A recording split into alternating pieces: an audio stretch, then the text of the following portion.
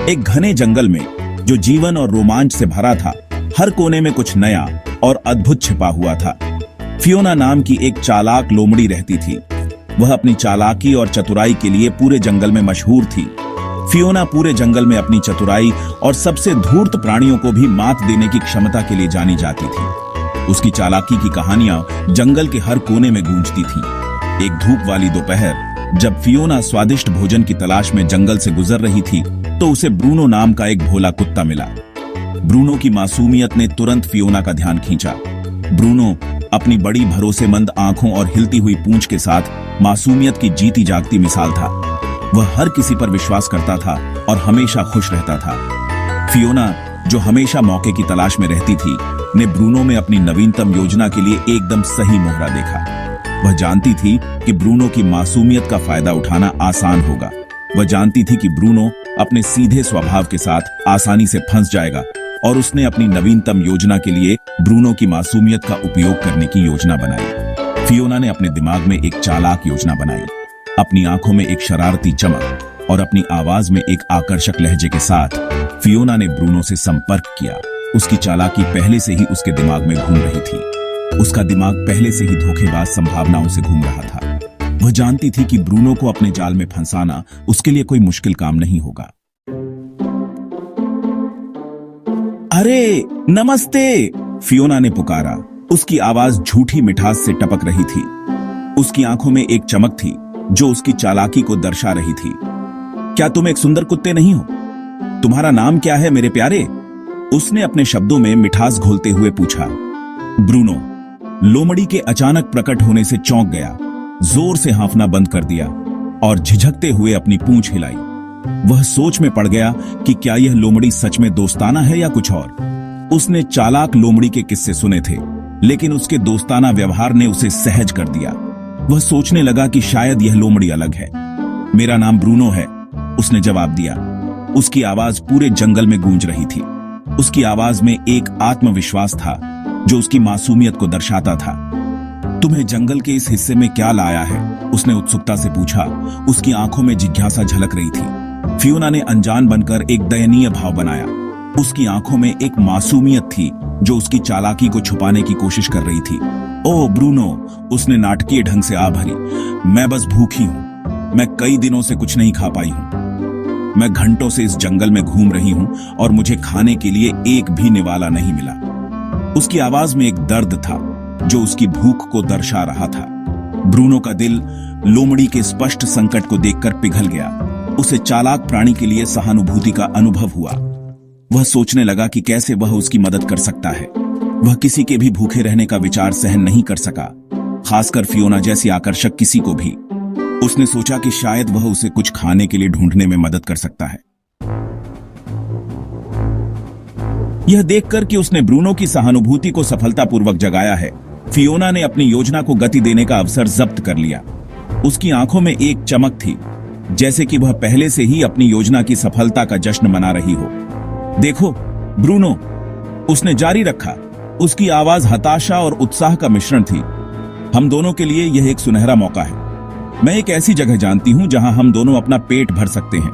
यह जगह हमारे लिए किसी खजाने से कम नहीं है। पास में एक खेत है और किसान अपना स्मोक हाउस खुला छोड़ देता है। यह हमारी किस्मत है कि हमें यह मौका मिला है।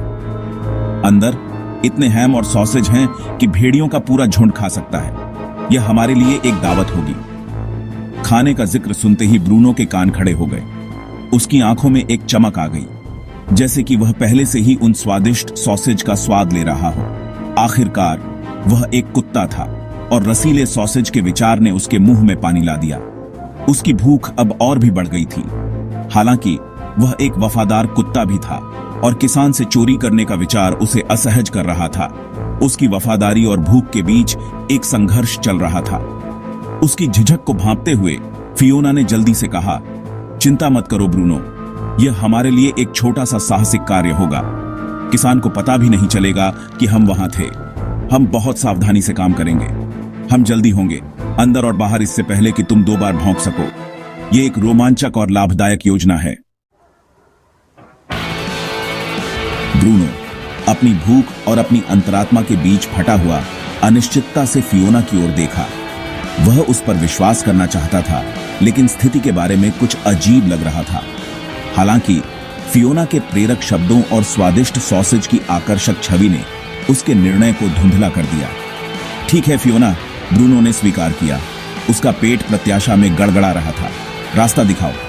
बनावटी मासूमियत के नीचे छिपी एक विजयी मुस्कुराहट के साथ फियोना ने ब्रूनो को जंगल के घुमावदार रास्तों से होते हुए अनसुने किसान की जमीन की ओर ले गई। जैसे ही वे खेत के पास पहुंचे, स्मोक्ड मीट की सुगंध हवा में भर गई, जिससे ब्रूनो के मुंह में और भी पानी आ गया। याद रखना ब्रूनो, फियोना ने उसे याद दिलाया। उसकी आवाज धीमी फुसफुसाहट थी। हमें चुपके से रहना होगा, किसान आसपास ही होगा। भाग 5। किसान का गुस्सा। फियोना के निर्देशों का पालन करते हुए ब्रूनो सावधानी से स्मोक हाउस के पास पहुंचा। उसकी पूंछ उत्साह से हिल रही थी। उसने अपनी नाक से खुले दरवाजे को धक्का दिया और जो दृश्य उसे दिखाई दिया वह उसकी कल्पना से भी अधिक शानदार था। सॉसेज और हैम की पंक्तियां छत से लटकी हुई थी। उनकी धुएं वाली सुगंध से उसका सिर घूम रहा था। ब्रूनो अब और प्रलोभन का विरोध करने में असमर्थ निकटतम सॉसेज की ओर झपटा, रसीले मांस में अपने दांत गड़ा दिए। हालांकि उसकी संतोष का क्षण अल्पकालिक था। ब्रूनो के भौंकने की आवाज सुनकर किसान झाड़ू लेकर स्मोक हाउस की ओर दौड़ा। मेरे स्मोक हाउस से बाहर निकलो, बेवकूफ कुत्ते, वह दहाड़ा, अपनी पूरी ताकत से झाड़ू घुमाते हुए। भाग 6। बाल बाल बचना। फियोना, जो बाहर इंतजार कर रही थी, ने किसान की गुस्से वाली चीखें सुनी और जान गई कि उसकी योजना विफल हो गई है। बिना कुछ सोचे समझे वह मुड़ी और जंगल की सुरक्षा में भाग गई। बेचारे ब्रूनो को अकेले किसान के क्रोध का सामना करने के लिए छोड़ दिया। ब्रूनो बेखबर दर्द से चिल्लाया क्योंकि झाड़ू उसकी पीठ से टकराई। उसने खुद को समझाने की कोशिश की, लेकिन किसान बहाने सुनने के मूड में नहीं था। मैं ऐसा नहीं करना चाहता था, ब्रूनो रोया, झाड़ू के एक और झूले को चकमा देते हुए। यह लोमड़ी का विचार था। हालांकि किसान को यकीन नहीं हुआ। वह पूरे फार्मयार्ड में ब्रूनो का पीछा करता रहा। कुत्ता किसान के वार से बाल बाल बचता रहा। अंत में ब्रूनो किसान के चंगुल से बच निकलने में कामयाब रहा। जंगल में वापस भाग गया। उसकी पूंछ उसके पैरों के बीच थी। भाग 7।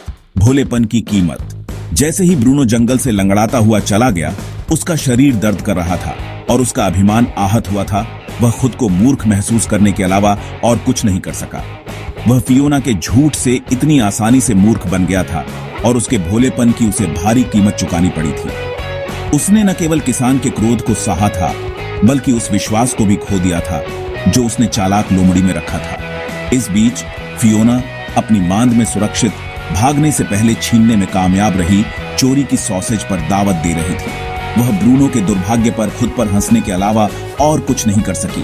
वह भोला मूर्ख, उसने सोचा, अपने होंठ चाटते हुए। उसे धोखा देना बहुत आसान था।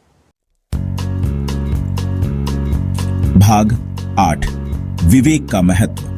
फियोना के साथ ब्रूनो की मुठभेड़ हम सभी के लिए एक मूल्यवान सबक के रूप में कार्य करती है। यह विवेक के महत्व पर प्रकाश डालती है। गंभीर रूप से सोचने और जो कुछ भी हम सुनते हैं उस पर आंख बंद करके भरोसा न करने का। जैसे ब्रूनो ने कठिन तरीके से सीखा, हर किसी के दिल में हमारी भलाई नहीं होती है और कभी-कभी सबसे आकर्षक व्यक्ति सबसे धूर्त इरादे रख सकते हैं।